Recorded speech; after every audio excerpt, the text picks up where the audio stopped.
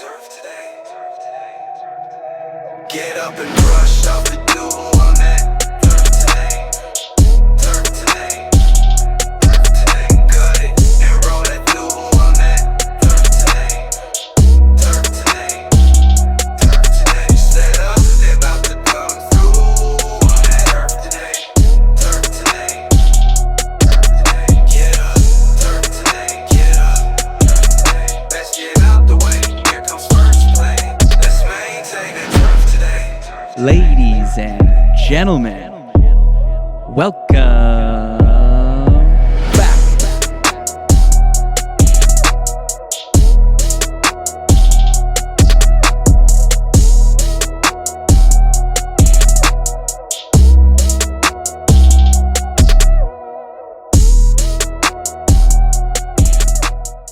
Turf Today is brought to you by Toro. When it comes to innovation in turf care, no one does it quite like Toro. From precision mowers to advanced irrigation systems, Toro's equipment's built to perform day after day, season after season. Whether you're maintaining championship greens or a local muni, Toro delivers the reliability and results you can count on.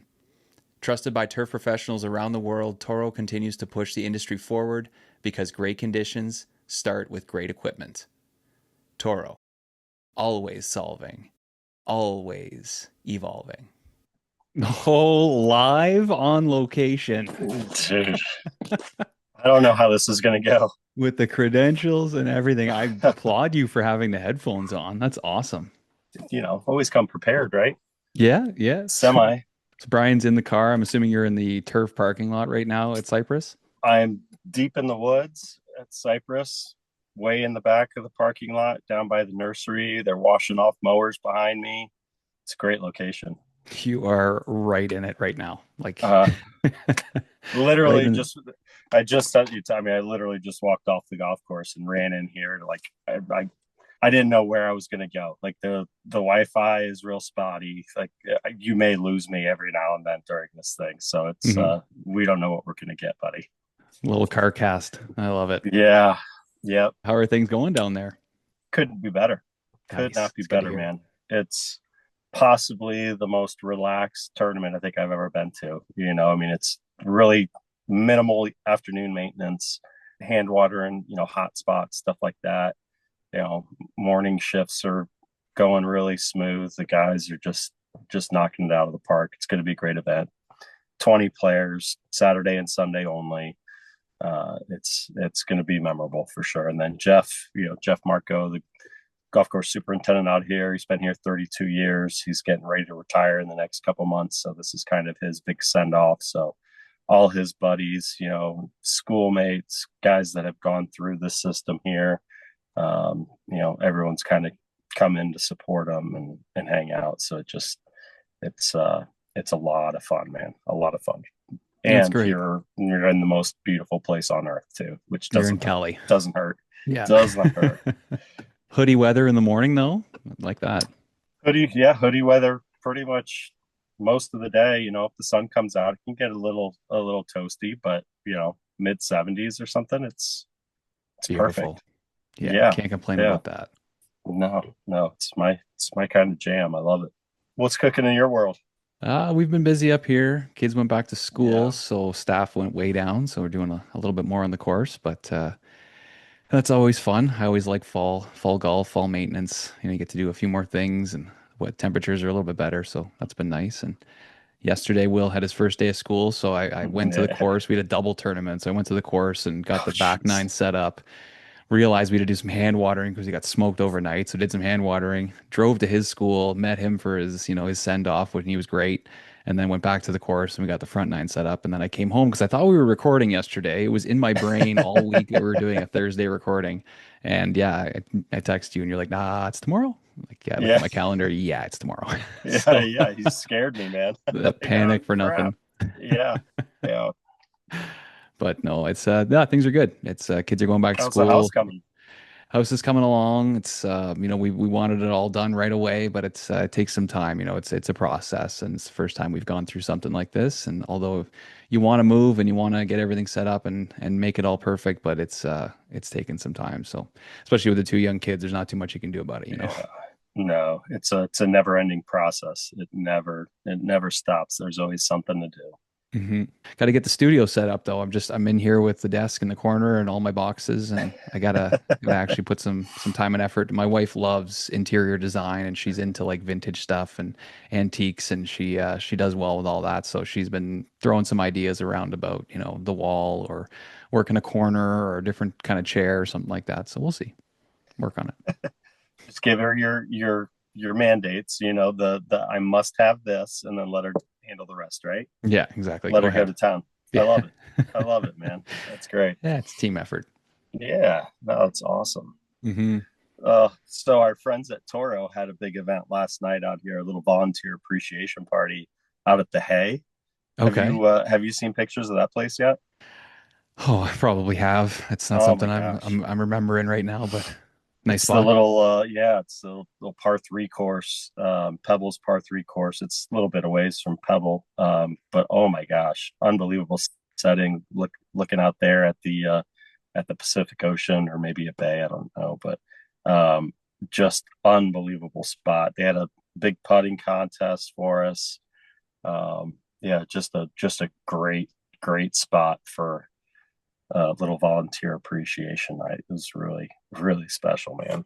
Thinking back, I don't know if I've seen some pictures of that place, but definitely it's been talked about. We've It's had people talk about it on this show. I think Michael Knoll, when he was on, he was talking about it being built and yeah, everything, and a fun course. it rivals the Cradle. I mean, I think I didn't get to play the Hay, but I mean the setting is unreal. It's the same, I give it like the same opportunities or possibilities as a Cradle. Like I could just sit up there on that patio for hours and hours and hours and just watch people play golf and stare out there at the ocean. Oh my God, just unbelievable.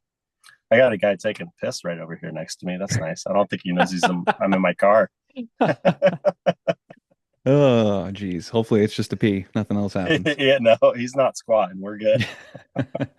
So we got Owen Singer today, who this is a fun one. He was on our short list a long time ago. I don't know why Trevor and I didn't interview him early on, but he's been on our list for a long time. Younger guy, very Yeah, smart guy, working his way up. Going to be taking over as superintendent. Going to be a young superintendent to take over, but if you got it, you got it. And if you're passionate about it and you're working hard and the people want you there, that's yeah, that's the track he's on. So he calls himself a Turf Today super fan. So he's also a big fan of the show and listens to all the episodes. And so it'll be a fun guy to get to chat with today.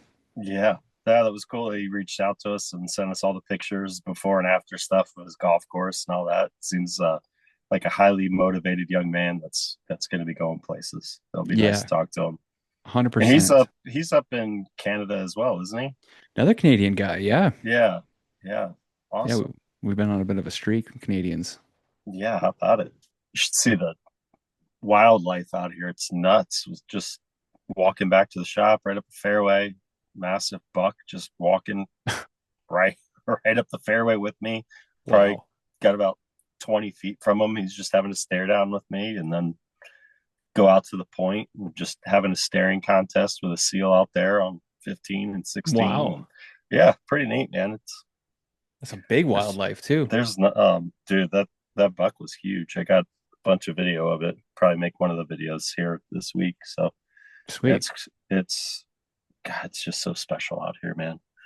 California is such a cool place. Uh Is this a trip you brought your clubs with you? no, did not bring the clubs with me. I should have. There's a lot of free time for volunteers. I mean, it's pretty much everyone wrapped up right around 8:30. The only guys out there are probably still just course setup guys. Everyone else is in. Breakfast is out in the tent. So most volunteers will head out here in the next 30 minutes and pretty much have the rest of the day to themselves. So Wow.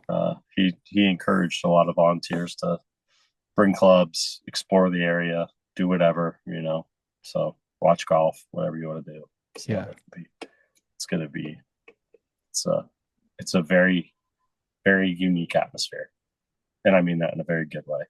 Yeah. Most tournaments we're used to, morning shift starts at 3:30, back to the hotel at 10, back to the golf course at 3, evening shift then until 8 o'clock, 10 o'clock at night, whatever it may be. And It's not that way. It's just No. not that way. It's so unique. It's so unique. They can't really push these greens. They're so severe. So, they've got to be mindful of speed. So, I mean, they're just basically single cut and rolling every morning. And, may not probably won't have to touch them. We didn't touch them again last night. May not have to touch them the rest of the week. Who knows? What's going on, buddy? How are you guys doing? Outstanding, man. How are you? I'm doing really well, going into the fall here. It's cool, it's nice. So what do you got behind you there? A little jersey action? What's that from? Yeah, so I'm actually in my dad's office right now. He's the head hockey coach at Western, the University of Western Ontario, and the men's hockey program. So this is his office. Got his championship jersey in the back there. They just got good Wi-Fi in here, so that's why I'm in here. Nice. Those are iconic jerseys in Ontario, though. The purple Western jerseys, those are famous. Yeah, no, they're pretty cool. I really like them. A lot of history, especially a lot of history behind them too, which makes it cool. Oh yeah. Well, Owen, we're really excited to have you on here today, man. Long time coming. I was just telling Brian, like, you've been on the list a long time. I don't even know the reason why Trevor and I didn't interview you in the early days of Turf Today, but we're grateful that we have you on now, and it's a great time for you to come on and tell your story. You got a lot to talk about, and we're ready to dig into things. Awesome. No, yeah, I've really been looking forward to it too. I'm really, really happy and, really appreciative you guys can fit me on here. It's going to be really good. Yeah, man. So go ahead, get started. Tell us a little bit about yourself, who you are, how you got into this industry, all the fun stuff. Yeah, for sure. So, no, my name's Owen Singer. I am currently the assistant superintendent at Sawmill Creek Golf Resort in Kamlaki, Ontario. It's a really, really small town, like, I don't know, maybe 100 people. But, going back to the start, I was playing baseball, and my baseball coach in grade school was a superintendent at a local private club. And for one of my classes, it was take your kid to work day. And I'd been around the hockey rink a long time, and I didn't really want to go to work with my dad. My mom was a teacher, didn't really want to do that. So I thought, hey, let's go with my baseball coach, who's also my neighbor, family friend. He's a superintendent. So I decided to go to work with him, and I spent the day touring the course with him. First time ever really, seeing behind the scenes of a golf course. I've always kind of golfed, but this was grade 8 or maybe 8, grade 7. So I got to hang out with him, go around the course, tour it, and that's kind of where it all started. He actually allowed me to change holes on a practice green, which is pretty cool, but as I'm sure a lot of people know, like pretty confusing to start. So ever since then, he actually gave me a job, and I worked for him for many, many, many years. I always wasn't positive if, turf was going to be my thing. I didn't really think of it as an option. But kind of as I, worked along and got to experience, the different side of the industry, going to events, getting more connected, I kind of figured it definitely was going to be for me. But, all through high school, I worked for Todd Curry it was at West Haven. And, coming to kind of the end of my high school career, I worked for him, and I applied to the University of Guelph turf, just because I thought it was what I wanted to do. But, I decided to take a year off, postpone doing that, and try to become a mechanic. Didn't love it. So then I actually ended up, accepting my offer to Guelph and going to school there. And ever since then, it's been, the best decision I've ever made to, stay in this industry. Did you have Tom Shung as one of your teachers, one of your professors? I did. I had him as our disease teacher. He's awesome. Legend. Absolute legend. That guy. Yep. What was it about this industry that really just kind of caught your attention and made you want to continue in it then? I think it's a combination of a lot of things. I've always played hockey, so kind of the family, staff, teamwork side of things really, really intrigued my interest. And at West Haven, it was always such a good crew, such a good a family. And then also I'm very interested in equipment, so I was getting to drive all sorts of different equipment like initially, and that kind of also intrigued my interest. But then once I got into learning a lot more about like growing grass and everything that goes into it, that's kind of when I really decided this is what I wanted to do. And going to school and Cam Shaw really allowed me to have some opportunities that really allowed me to experience what the industry actually really is about, and networking and getting to meet great people. So, there's a bunch of different reasons why. Oh, I love that. That's so cool. And you got to play on the University of Guelph hockey team at the superintendent's tournament? Yep. Yeah, I know I did. And a lot of fun, a lot of fun. I've always played hockey. I played, ever since I was young. It's been, a big part of my life. Yeah, it's such a cool event. We got to get more people involved in that. I was going to ask you before we get too deep into this here, is it actually true that they put you on a sprayer first day at Sawmill? Yeah, so my super, his name's Jeremy. First day, he's like, come with me. So he had mixed it and everything, and he just said, come with me to the first green. He sprayed the first green, and then second green, he said, here you go spray the greens. I got other stuff to do. Press this button and drive. That's awesome. Well, that's one way to learn, or one way to get it done. Like, no, I'm pretty sure it was Civitas. So there were definitely some racing stripes out there though. Oh yeah, so that happens. And also like I'd never really sprayed greens before or used like that Toro sprayer before. We had a John Deere at my old course, so I really, everything was pretty new to me, and also like first day on the new job, I was pretty nervous. So it was an experience. That's unbelievable. Tell us a little bit about your course. It sounds like you guys have gone through some renovations, some upgrades out there. It was built in '99 by Doug Carrick, and then it was redesigned later on. But it had always been quite a unique property. It was it hosted the 2010 Canadian Junior Women's Amateur with Brooke Henderson, and it's very linksy, like rolling hills, elevated greens complexes. It's pretty tight track, a lot of fescue, but it went through some hard times, and it kind of got abandoned.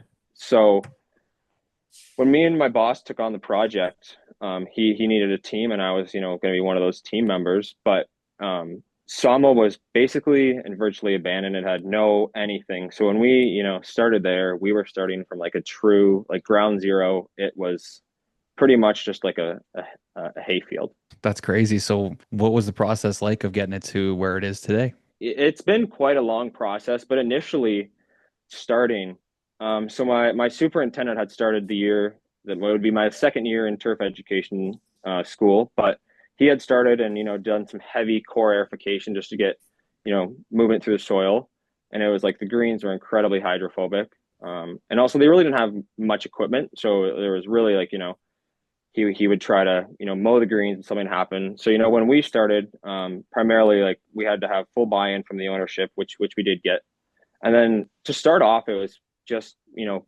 basic maintenance, like consistent mowing, fertility, reducing compaction. The golf course was dead, so there was no POA, there was really no thatch.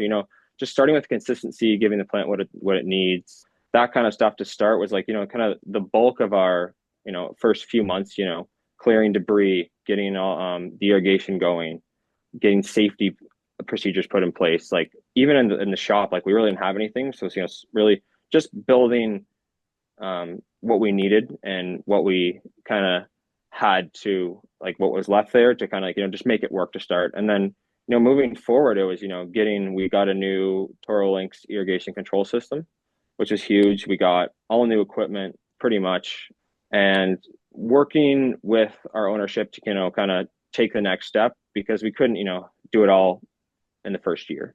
You guys basically had a blank slate. I mean, said everything was basically dead and got all new tools. You basically built a new golf course, huh?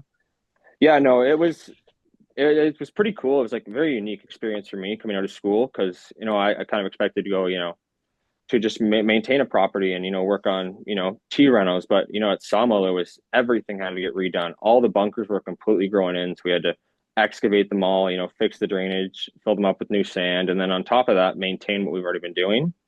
Lot of irrigation work. Part of it was like my boss had to help get the clubhouse going and the pro shop going, and we hired, I don't know if you guys have ever heard of Tim Churchill, longtime pro. Adam, you may know him, he worked at the pulpit. And building a team was a big part of it. Like we had a really, really good assistant irrigation guy. And then kind of once we got going, we're very data-based. So every day we track clipping yield on all of our greens. So our biggest thing was consistency. So my boss has it right down to a T of exactly, where he wants to be growth wise. And then moving forward, once we kind of got the course going, it was just improving and every day just, trying to, bite off something else and, just project after project after project. And then, stuff came up, but we've really, really came a long way and we are really proud of kind of what we've come up with. You said the town's pretty small, about 100 people or so. How are you finding the people to staff the place? Um, Indeed, Facebook, we're pretty lucky. There are some locals who work with us. Um, but we're also near Sarnia, which is a pretty large town, so we pull a lot Okay. from there too. Yeah. But it's also, not too far from London. One of our guys drives from half an hour. So there are other options, but we've had a few connections which have worked out. Nice. So I want to go back to you coming out of school.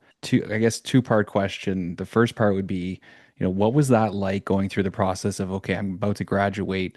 I really need to find myself a job. What was that like going through there? And then also, taking over as an assistant somewhere, what did you think you brought to the table as a younger guy compared to maybe somebody else that already has some experience? Well, first, I think it's a stressful situation for anybody leaving school because you really want to take the next step coming out of school. You really want to like put yourself in a good position to have a successful career. And I wanted to find somewhere where I could excel and, manage. And where I was, it was a great property, but they already have a really, really good crew. And it was just like, I need to find somewhere else for me to go. So luckily, just networking with different people and, getting myself out there really helped. But then I thought from my side of things that I could bring a lot of new ideas to the table. I'd been in the industry, like I'm only 22 now, and I've been in the industry for 6, 7 years. So I've seen a lot, and I think I can bring kind of like a younger approach to management. And my biggest thing is that I could bring is I think that managing staff, you have to really give people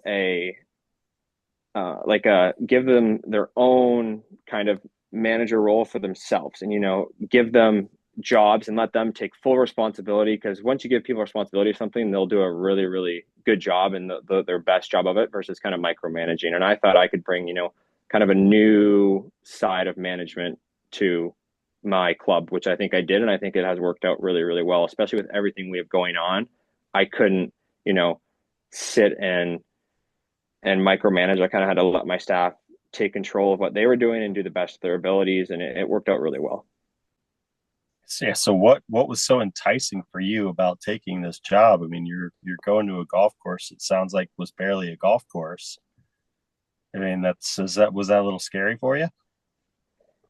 You know what? It was a little scary, for sure, but it did have a good reputation back in the day, and kind of what I thought is this is a great opportunity for me to kind of show what I can do in a short period of time. I can kind of show how I can not only lead and manage staff, but also to get bigger projects done. And I think I honestly think I couldn't have come and had a better opportunity coming out of school to really. And it also was a great learning opportunity. There's so many different things we had to do, and also on my property there's kind of a lot of room to make mistakes and test things out. And luckily for me, I had a very, very supportive superintendent behind me who allowed me to make mistakes and, allowed me to learn and, kind of do my own thing. And I got lots and lots of autonomy because my superintendent, also has another job.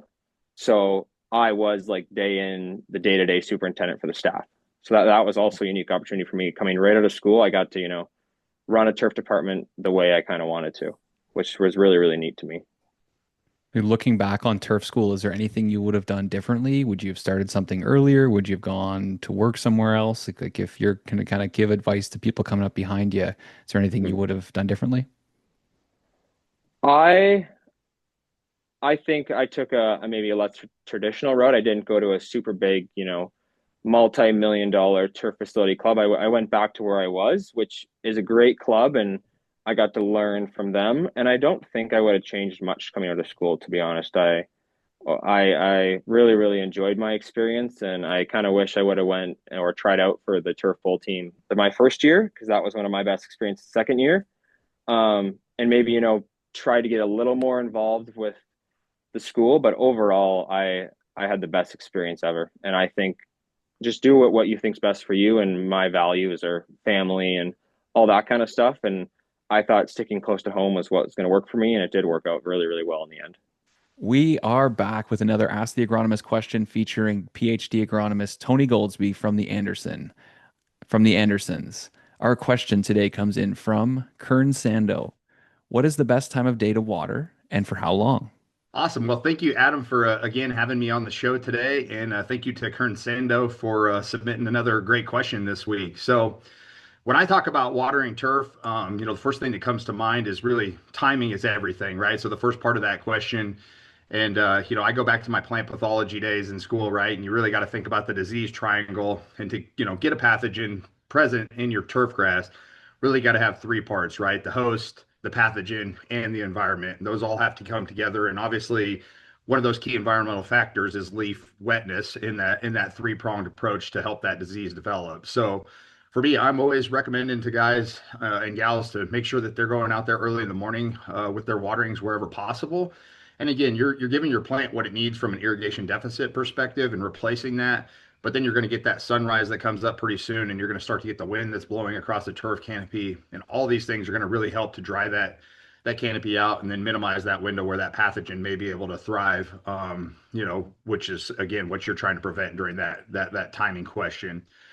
So compare that again with late afternoon or evening timing, which again is not something I would recommend. You're going to have a lot longer leaf wetness period, and there again, that's where you get into trouble with potentially creating an environment where you're going to have a pathogen, starting up. Now, I do see, I was just out at the course recently during the middle of the afternoon, really hot day, right? You will see people putting out irrigation, but all these turf experts know. But maybe for some of you, or maybe that aren't turf experts that listen into the podcast, there's a practice called syringing where we're really just trying to cool down the turf canopy during the summertime. So don't mistake that with irrigation, right? We're not trying to replace the water deficit. So you may see some golf courses that are out there putting some water down during the day, but obviously a little bit different purpose than replacing that deficit of water that you're trying to with irrigation. And then finally, when we talk about how long, right? That's a really complex question. Probably could be a whole podcast in itself.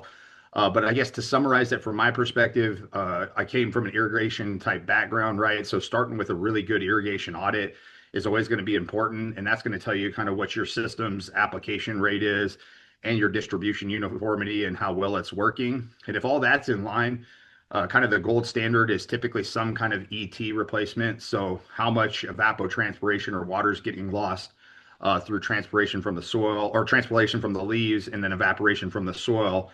And kind of the combination of those two is typically what guys are shooting to replace. So again, it's either 100% if you're trying to put all that water back down, or maybe some fraction of that if you're trying to push water savings and usage a little bit and get those deep roots. So I'd always recommend, if you can and you have it in the budget, have an on-site weather station, right? It'll provide you a lot of those ET parameters you need to base your irrigation scheduling off of ET. And even if you don't, there's a lot of websites like university websites, if you will, that do provide ET data or daily ET data by zip code. So it's not quite as precise as it would be if you had it on your site, but it's going to give you a really good idea of what you need to replace in your area for any given time. And then that's how you kind of set up your duration, if you will, for how much water you need to put down. So good question. A lot of pieces to that one, but that's how I would go about it, looking from both the timing being the most important. Get out there during the morning, so you have a lot of time for that to dry out during the daytime.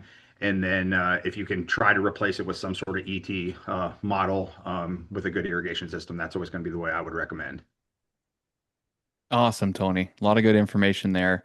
And every course is different, every microclimate is different, every area of your course is going to be different. So trying to manage all that and come up with a good program is very, very important. So good information there. The other thing I wanted to add is that being a greenkeeper means that everybody's going to ask you about watering their own home lawn. So there's some good advice right there as well. All right. Well, this wraps up another Ask the Agronomist installment featuring Dr. Tony Goldsby from the Andersons. What's something you wish they would have taught you in turf school? Actually, one thing they taught me that I wish I would have paid more attention to is how to clean a carburetor out. Comes up a few times a year, right? Quite a few times a year, yeah, unfortunately. Nothing. Was there anything surprising to you kind of when you stepped out into the workforce? I think the biggest thing for me going into a manager role is that I didn't realize how much as like an assistant or a superintendent you have to do in a day. The amount of people you have contacting you, just the amount of duties and all the different parts of going to be a superintendent. I just didn't fully realize that kind of until I got put in that role, like how much work everyone out there is doing, and balancing your time. There's a lot to it, and I didn't realize how much there actually was to it. So speaking of a lot of work, talk to us about your experience at the two Canadian Opens you worked, and we're hoping that you include something about Mr. Prier. Yeah, so when I originally decided to go to turf school, one opportunity that came about was the 2022 Canadian Open at St. George's. And being, new to the industry, I didn't really went to school or networked or anything like that. So like that was my first experience. And I also had an experience like a golf course of that size and that magnitude. So not only from an agronomy side, seeing, how they take care of the course, and then also like the topography and, the size and the money that goes into a professional tournament, getting to hang out with like Mark, for example. He really, really, just like, welcomed me right in. Like I wasn't nervous. He just kind of like, threw me right in and really got me talking to people. And that was honestly like the start of where I started all my networking was with Mark. And then I also got to work at the 24 Canadian Open under Jordan Kitchen at Hamilton. And it was also another great experience. Mark hyping up the crew at 4 a.m. You'll never forget that. But, getting to experience those tournaments shows me a different side of, the turf industry, and also shows me that not everyone has all the tools. And, at Sama, we don't have all the tools that I would like, but it shows me, what, we're doing pretty good with what we have. Is that something you think you're going to do more of? Go to some of those tournaments and do some more volunteer work?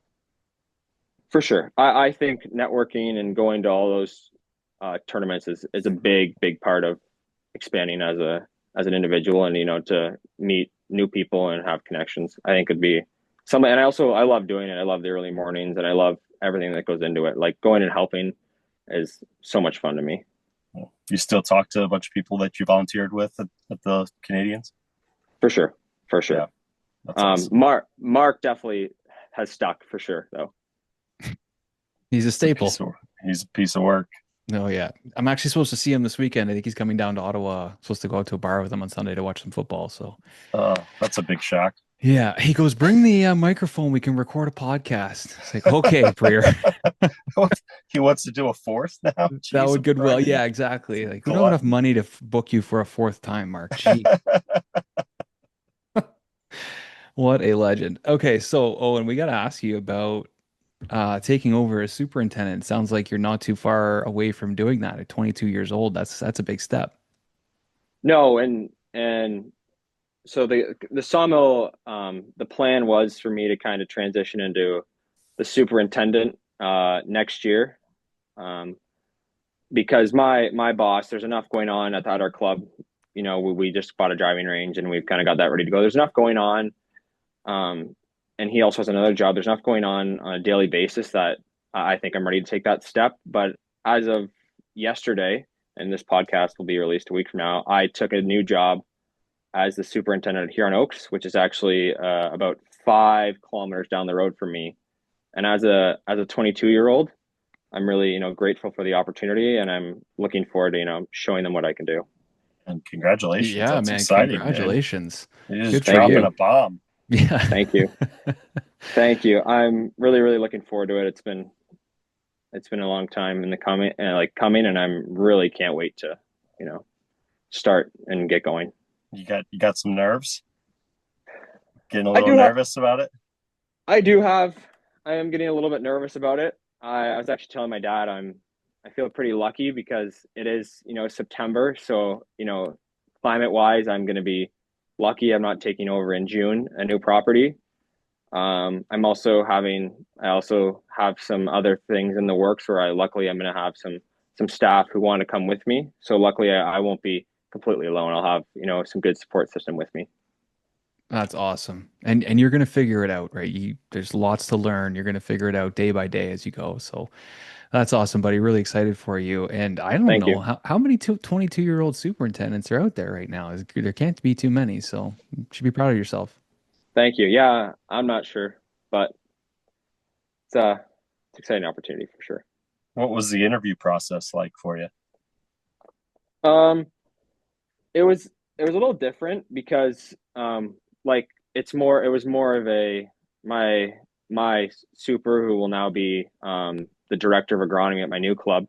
He was with me for the entire process, so luckily I had him supporting me, and it was kind of like a team movement. So it was different. It wasn't I would say a traditional interview process. It was more we are like a competing club down the road where I am right now. So my interview process was more the past 2 years, showing the owners showing the owners at my new club what I am capable of doing at Sawmill.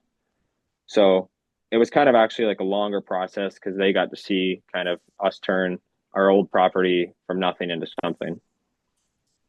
That's a great way of looking at it, right? Your work becomes your resume, and that's important for people to remember, not burning bridges and working hard so that your reputation stays the way it is so that you can move on to those opportunities when they come. So good for you. Thank you. Thank you. I want to hear about, you mentioned aerification a little earlier, and one of the things that you needed to do at the new course, but sounds like you've had some interesting times with aerification in the past. You know what? I've had a lot of interesting times with verification. Um, so at West Haven, we had a range, and they were putting in a new system, and the first part of the new system was they're going to put rainbird heads on their driving range facility. Just that's the kind of stage one. So my plan, or like I was told, the night before, you're going to airify the range deck this morning, and I was excited. This was kind of maybe I was grade 10, so I get there, grab the airifier, head out. I'm like, you know what? I'm going to be able to see any heads, and just I'll just go around them. So I did like 3 passes, and then I was like, oh, I haven't seen any heads yet. That's weird. So I get the assistant to come over and turn on the sprinkler system, and surely I hit 3 brand new heads right in a row with the airifier. Oh, that is rough. Yeah, And it's been a joke ever since. So that's it's funny. It's good. It turned out well. well, so what'd you take from that? You learned some lessons there? Definitely learned some lessons. Flagging heads for sure. I just should have waited because they were coming up anyway. But I haven't hit a head since then with an airifier, so that was the big thing. I'm very careful now. I'm a firm believer, and that's how you have to learn on the golf course. Sometimes you have to make that mistake. You have to do that to go, I'm never doing that again. And, unfortunately it was 3 heads, but if it means years and years of never doing it again, maybe it was worth it. Yeah. Did you learn some irrigation repair after that then? Go reinstall I, those I heads? I definitely did, and looking back at it now, I'm grateful for how my super and the assistants handled it, because now I realize how much work it is to actually replace 3 heads. Especially, Mhm. I know they are not all the valves worked, so like having to shut down the pumps and just to change out 3 heads is quite a lot of work. And it was at the front of the range deck, so we had to do it at some point when the range wasn't open, which is early morning. So I do feel bad, but it was a learning experience for me for sure. Yeah. Hey, Think about it though. If you were superintendent and you send somebody out there to do it and it happened, would you feel like it was your fault or would you blame that guy? I would, as a superintendent, I would blame it on myself because I didn't tell him, or I didn't show him where the heads are or flag them. Which, funny enough, my superintendent said just wait until we get up there. Oh, okay, But there you go. There was I some was trying to direction. be. There was some direction, so it is completely on me, and that's why it's a funny joke now. But it is on me for sure. There's a lot of Um, lessons there. That's good. yeah, but now, yeah. but I've learned, as you kind of talked about, like now, if my guys were to do that, I would know. Okay, it's probably my fault. I didn't show them where the heads are, or they didn't know it would hit a head or anything like that. All good learning. So Gotta ask you about cutting in minus 21 degrees Celsius, which Brian is minus 6 degrees Fahrenheit. Are you freaking kidding me? Mm. Yeah. So Sawmill has a large irrigation pond. It would be on the west side of the property, and we didn't focus kind of on out of play areas to start. We did, initially some tree work, which there isn't a lot of trees, but all along our creek banks we had like willows growing into our drainage, and they were fairly tall. And in the winter last year, me and Jamie Goodrow, who I'm very lucky to have on my staff, he was actually the second. No, he was actually an assistant superintendent at Hamilton back in the day before he got out of the industry, and then he's back in it now. We were sitting in the shop in the winter, and it was freezing cold, but it was January, and we were just like, you know what, let's bundle up and let's go cut some wood. So we went out, and it was minus 21 degrees, but we got a lot done, and it was something I'll always remember because it was just so cold, but it was so fun. It was a great day. You will not find me outside if it's that cold. There is no way. There's no way. To be honest, I think chainsawing is the only thing you can do in that weather because that keeps you warm and keeps you going as much as you possibly can until you're gassed. But oh my No, gosh. exactly. And I didn't even get to, you don't get overheated either because it's so It's cold. so cold, yeah. And it was good Man. because we were dropping some large branches onto the pond, so it was frozen. So it was actually a lot easier because we could just get right at the base than having to trek down an edge. Yeah, it's the best time of year to do it. It's just, yeah, it gets too cold out there. I always hate sweating. You get a little sweaty, and then you have to go and sharpen your saw or do something like that, and then it gets cold and windy, and you're like, "Fuck, now I'm freezing Yeah. again." So you have No, to find that exactly. balance. It's a layering thing, right? Jackets on, jackets off, and yeah. Oh my gosh, I love it. I miss that part of the year because there's never anybody on the course. It's just quiet, you and your tractor and your saw. That's coming. Exactly. Yep. It's coming. Yeah, we're almost Yes, there. it is. As a younger superintendent, I'm assuming you've got some employees, some staff members that are much older than you. How do you go in there, earn their respect, and get them to see you kind of as their leader? I think I've always had, peers and individuals older than me who work with me. And I just think that I've always been able to, connect and find a good relationship with them and getting to know them and showing them that, I value them and what they bring to the table and their opinion. And I just think the way I manage my staff has kind of set me up where I manage everybody the same, even older employees, younger employees. They're all very, very, part of my family. And I just think that the age doesn't matter. I treat everybody the same. And I just, if I have some older staff working for me, and if there's something that I need to change, I like to take their advice. And, they've been around, they can, provide me with insights. And like Jamie, I'll talk to them like, what do you think I could do better in the next month, improve my management and improve staff morale. And a lot of times I just think connecting with them and asking them questions on how I be better works really, really well. I assume you get a lot of that from your dad and your mom, about being coaches and teachers. No, for sure. And I've worked for my dad for years, so I've learned a lot from them, and I'm very lucky, for sure. I mean, along those lines, expand on some of those lessons. You had to have picked some great lessons up from a coach and an educator. I think the biggest thing I have learned overall is that there's a few different key points. I think one, I've learned that mistakes are going to happen, and they're going to happen a lot more than you probably want them to. And mistakes are one of your biggest learning experiences and something you can, grow from. I also think another thing is, being level-headed no matter the circumstances and no matter what's going on, like in hockey, the highs, the lows, everything.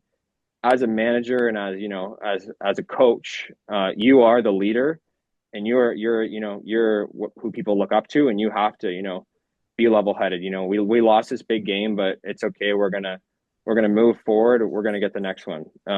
Being very level-headed and calm to me has been a big learning experience. And I've also